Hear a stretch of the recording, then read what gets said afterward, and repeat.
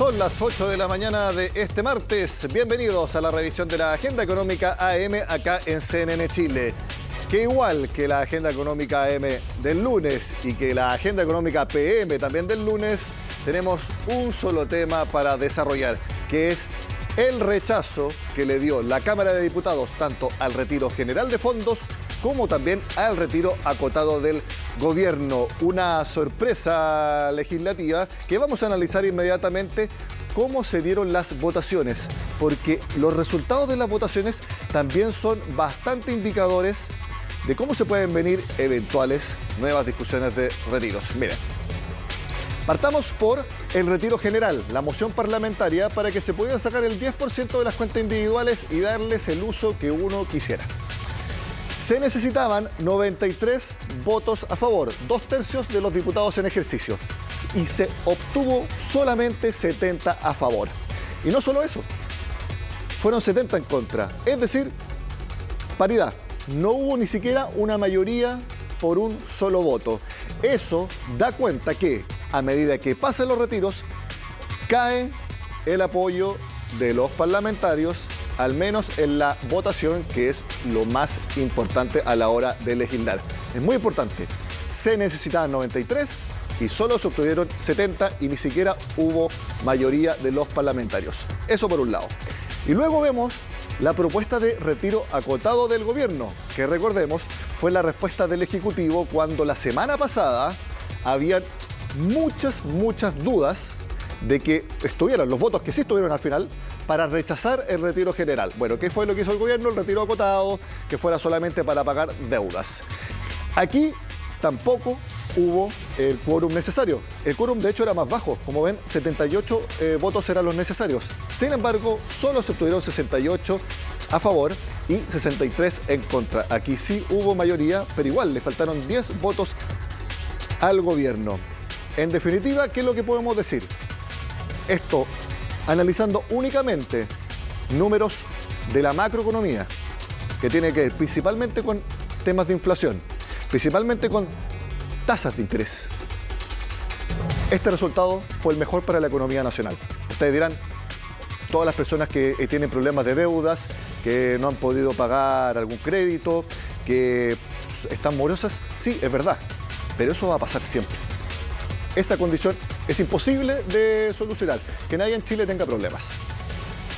Y no podemos estar ofreciendo siempre los retiros de fondos para pagar deudas que, como les digo, siempre van a estar. Las soluciones van por otro lado, son más estructurales de la economía nacional y son mucho más difíciles que andarle pidiendo a las personas que saquen sus ahorros para solucionar sus problemas. De hecho, lo veíamos la semana pasada acá en la Agenda Económica con el presidente de la Asociación de Bancos, que decía que en las cuentas corrientes y en las cuentas vistas que todas las personas en Chile tienen acceso, son gratis, por ejemplo, en Banco Estado, hay entre 3 a 5 veces más plata de lo que había antes de la pandemia.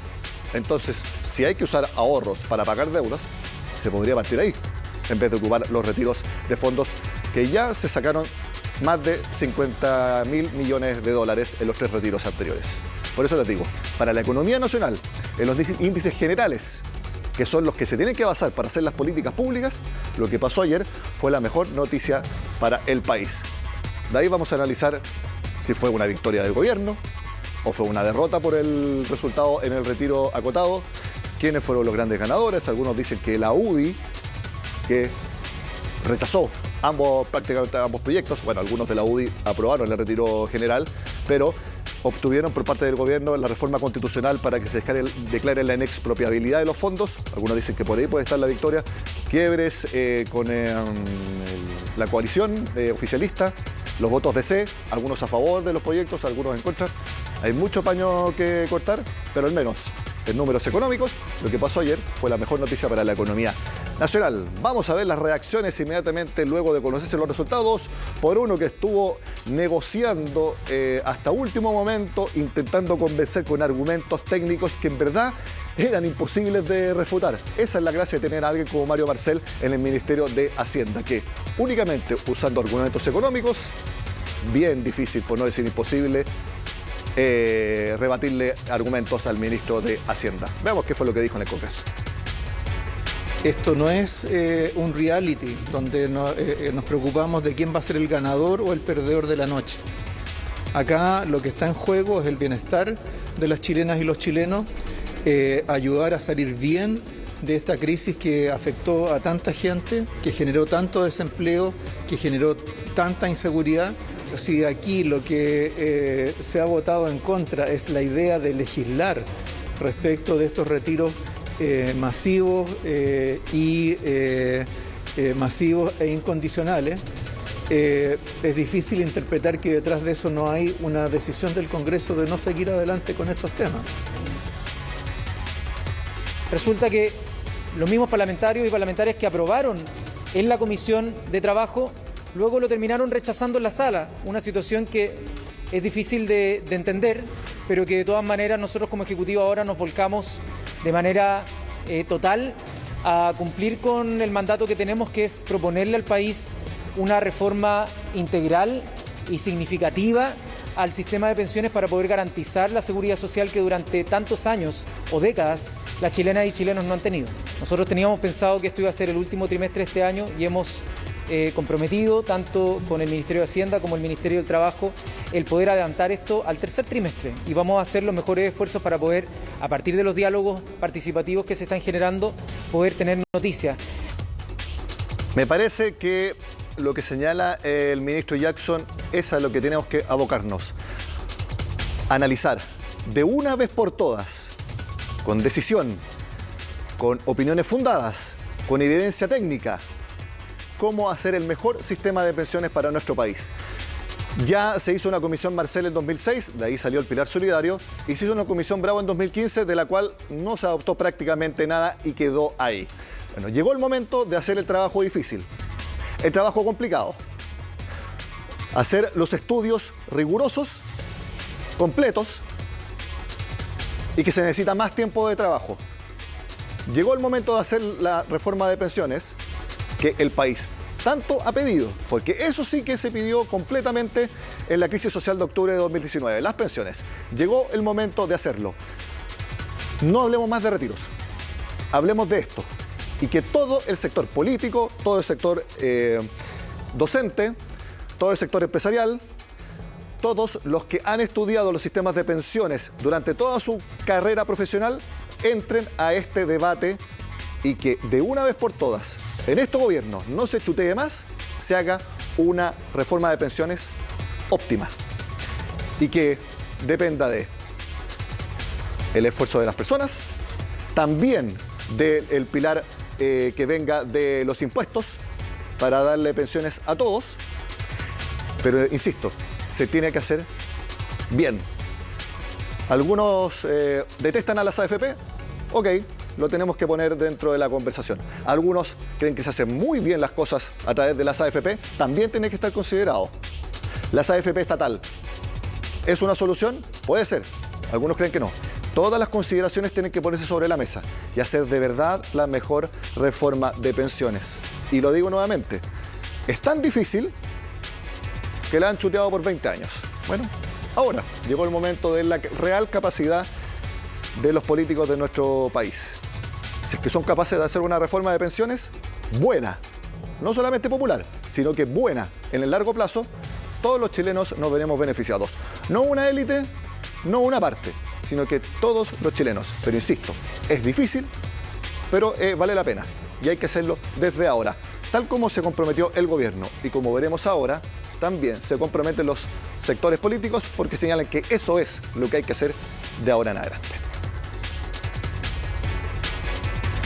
Creo que el problema no estuvo en el oficialismo, el problema estuvo en la oposición, que de nuevo se negó a darle derechos a las más de 70.000 familias que pudieron haber cobrado una pensión de alimentos que hoy día tienen impaga, a las más de 3 millones de personas que pudieron haberse visto beneficiadas con el pago de deudas crediticias, al más de 1 millón de personas que pudo haber pagado servicios básicos. Como Frente Amplio es dar con urgencia el debate que garantice, el debate de garantías en materia de seguridad social. Creemos que el negocio inmoral de las AFP no se sostiene.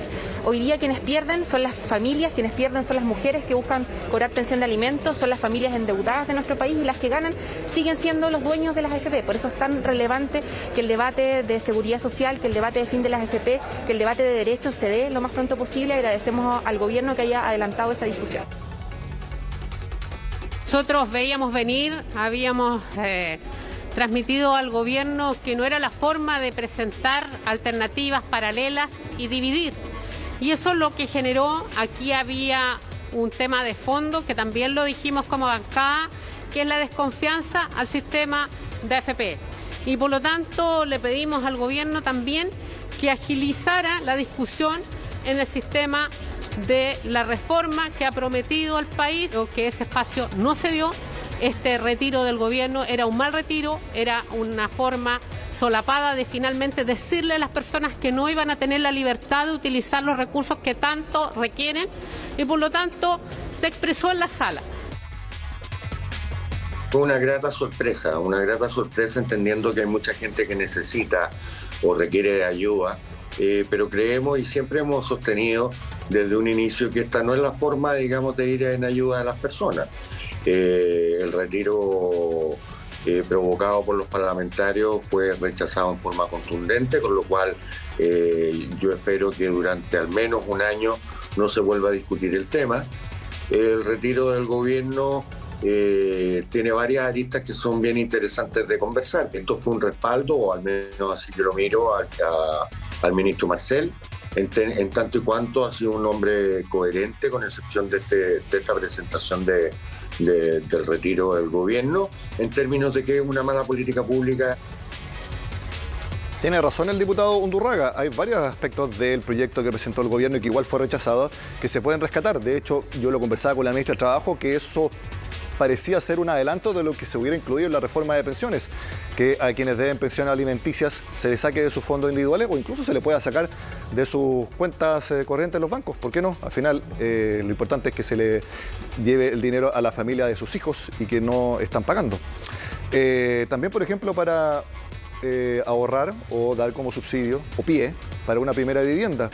Estuvo también en las propuestas de los candidatos. También es una opción a analizar.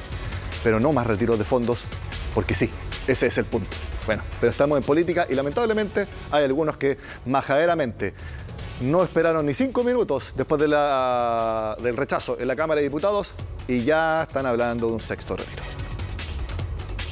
Yo creo que con esto el ministro Jackson y el ministro de Hacienda deben dar un paso al lado.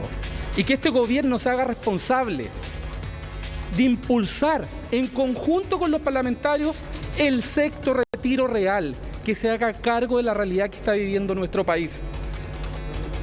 Chile en estos momentos requiere unidad y por lo menos de mi parte va a encontrar un parlamentario para apoyar a la ciudadanía, no para estar en contra de un gobierno determinado, pero menos para estar en contra de la gente como estuvo esta noche este gobierno.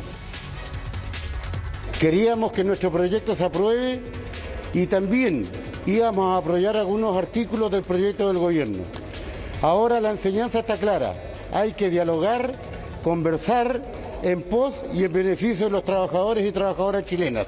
Nosotros estamos dispuestos a conversar, dispuestos a dialogar, dispuestos a llegar a acuerdos.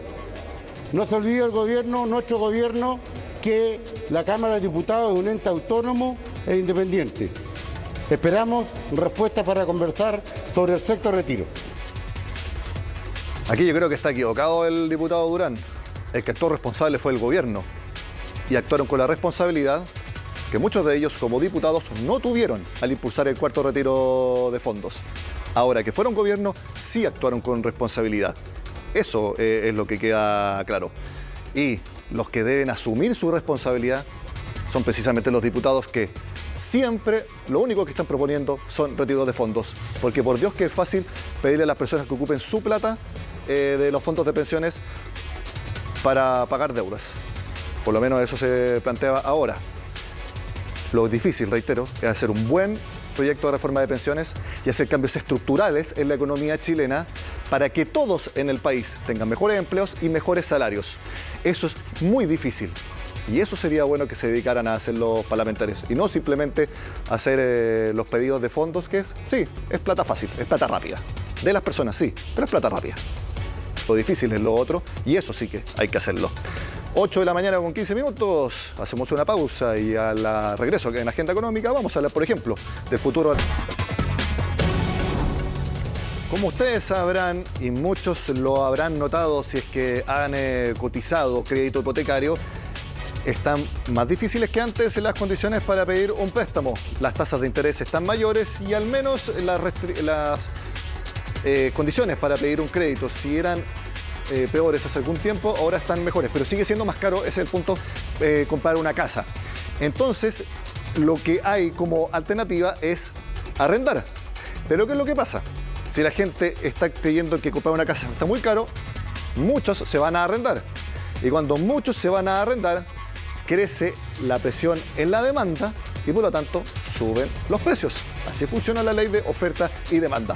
Por eso los precios de los arriendos siguen subiendo. Es cada vez un sueño más lejano. Uno ve las tasas de interés y dice, no, imposible. Y ahora está muchísimo más caro, muchísimo más difícil. Un sueño lejano e imposible.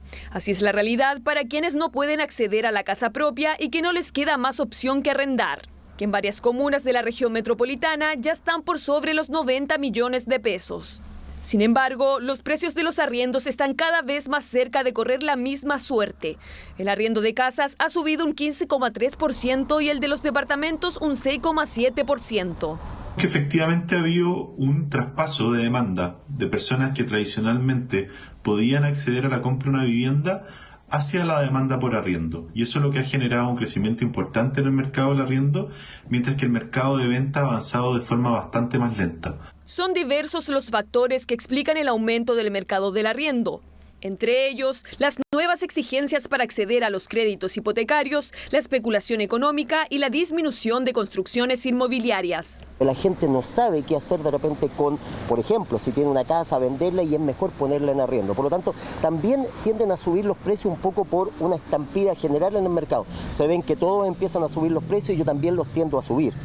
Según el último informe de estadísticas monetarias y financieras del Banco Central, la tasa de interés promedio de los créditos hipotecarios llegó a un 4,45% en marzo, llegando a su cifra más alta en casi 10 años. Hemos visto una contracción en la compra de los departamentos, lo que tiene como consecuencia el aumento en la demanda de arriendo. Hemos visto una restricción en las políticas de los créditos hipotecarios, principalmente dados por los bancos, lo cual tiene como consecuencia que menos personas pueden comprar. Toda esa masa de gente, toda esa gente interesada en comprar, se tiene que mover a los arriendos. Esa es la consecuencia que estamos viendo hoy día en la restricción en los créditos hipotecarios. La caída de los proyectos inmobiliarios alcanza un 88% en la región metropolitana. Esto en gran parte por el alza en los precios de los materiales de construcción. Han habido restricciones a la construcción, han habido cambios en las normativas de regulación, impidiendo entonces de que ingrese un número de vivienda que vaya acorde con la demanda que se ha ido generando en el mercado también en el mismo periodo. Entonces, en ese sentido, todo lo que tiene que ver con el alza de la vivienda viene principalmente dado porque la demanda supera la oferta. Las comunas que presentan un mayor aumento en los precios de arriendo son Huechuraba, Peñalolén, Lo Barnechea, La Reina y Vitacura. En paralelo, los avisos de casas en arriendo cayeron un 40%, mientras que los departamentos lo hicieron en un 58%. Cada vez hay menos oferta disponible y más demanda, y eso es lo que ha generado este efecto en presión de precio, lo que finalmente va generando una mayor dificultad, una mayor competencia, más personas interesadas en un mismo aviso, lo que va generando estas presiones en la alza de precios. Frente a los diversos factores que obstaculizan el acceso a arriendo y la imposibilidad de conseguir el sueño de la casa propia, hay quienes se han visto obligados a compartir el alto costo de la vivienda. Y hemos visto también una tendencia en los departamentos compartidos, donde dos personas pueden pagar un arriendo. Hemos visto que más jóvenes están accediendo a buscar departamentos, a irse de sus casas, lo cual permite pagar estos arriendos que van subiendo. Tendencias que de continuar en aumento podrían desestabilizar el mercado inmobiliario, al haber mayor demanda y menor oferta. Y por supuesto, afectar a quienes aspiran a acceder a un arriendo o a una casa propia. Los invito a que veamos otro fenómeno de la ley de oferta y demanda. En el gremio lácteo se estima que podría haber una menor producción por distintos factores, incluyendo el cambio climático. Y si hay menor producción, ¿qué es lo que pasa? Suben los precios. ¿Sabía usted que en nuestro país hay unas 500.000 vacas lecheras y que son más de 6.000 los productores comerciales? La mayoría de ellos en la región de los ríos y los lagos. La producción de leche alcanza los 2.650 millones de litros. Son las cifras de un mercado que hoy no tiene buenas noticias. La sequía y el alza del precio de los fertilizantes a nivel mundial son algunos de los factores que explican la baja en la producción de esto, la leche, un elemento esencial en cada uno de nuestros hogares. Baja en la producción que lamentablemente repercute en el valor de este producto. Si comparamos enero y febrero de 2021 y 2022, la disminución en la recepción de leche, es decir, la que llega a la industria, es de un 3,6%. Una diferencia de poco más de 14 millones de litros entre un año y otro. Tuvimos un enero con una disminución muy grande, una de las más grandes vistas en la región de los lagos, casi un 10%, 9,9%. Y a nivel país, bueno, la suma ya también vamos en un 5,6% de disminución lo que va del año, y la verdad que lamentablemente no creo que eso se pueda revertir. Y lo que pasa en la región de los lagos es muy complejo porque tan solo allí se recepciona casi el 50% del total de la producción del país. El precio al productor, por otra parte, se encuentra al alza desde hace algunos años, impulsado por un alza en el precio internacional y también por un aumento en los costos de producción. Específicamente se observan un alza en el precio de los fertilizantes que se ha trasladado finalmente al precio al consumidor. Aquí hay varios puntos. Partamos por los consumidores. Por ejemplo, en 2021, por esta misma fecha, el litro de leche podía costar 778 pesos en un supermercado. Hoy supera los 880 e incluso llega a los 1.000 pesos en los locales de barrio. Si hacemos la comparación con los yogurts, hace un año nos superaba los 200 pesos los envases de 125 gramos, algo que sí ocurre en la actualidad. La leche, el aceite, la pasta, los fideos en general, el arroz. La mayoría de los productos que están en la canasta básica son esenciales para las familias en Chile. Y es súper evidente el alza de los precios. Nosotros todos los días consumimos por lo menos 2 litros de leche por día. ¿Qué estamos haciendo? Yendo a comprar a mayorista y comprar de a 12 o 24 para que nos salga más barata. La leche cada vez está más cara. Todo ha estado aumentando, todo. Desde lo más mínimo, las cosas que uno veía como quien dice económico, ya no existe nada económico. Y la mala noticia es que podrían seguir subiendo los precios de los productos lácteos. Lo decíamos, alza en los insumos, situación climática más que complicada e incluso dificultad para conseguir trabajadores capacitados son los factores que hacen de esto una tormenta perfecta. El resultado, el costo de producción es más alto y los productores aseguran lo están haciendo trabajando a pérdida. Por lo tanto, esto va a tener que traspasarse al consumidor si queremos sostener la producción de leche en Chile. Y la solución no es importar porque a nivel internacional el aumento de precios ha sido todavía mucho mayor del que hemos visto en nuestro país. Los productores de leche piden al gobierno que se preocupe de que las importaciones sean a precio de mercado, generar un respaldo directo para líneas de crédito y mejorar los problemas de logística. Todo esto en un país en el que el consumo de lácteos se acerca a 150 litros per cápita. Mientras tanto, aunque el alza iría sí o sí, no hay un pronóstico de a cuánto podría llegar para tocar nuevamente los ya doloridos bolsillos. Son las 8 de la mañana con 27 minutos. Les comento dos cosas a las que hay que tener atención. Lo primero, a las 9 de la mañana se presenta el último informe de empleo de la Universidad Católica. En Agenda Económica PM les tendremos los detalles. Y también a las 10 de la mañana comienzan los diálogos sociales por la reforma tributaria. Estará Mario Marcel bastante más tranquilo, me imagino, ya centrándose en la reforma tributaria y, como lo veíamos, también prácticamente al mismo tiempo en la reforma de pensiones. Termina la Agenda Económica AM. Sigan con nosotros acá en CNN Chile.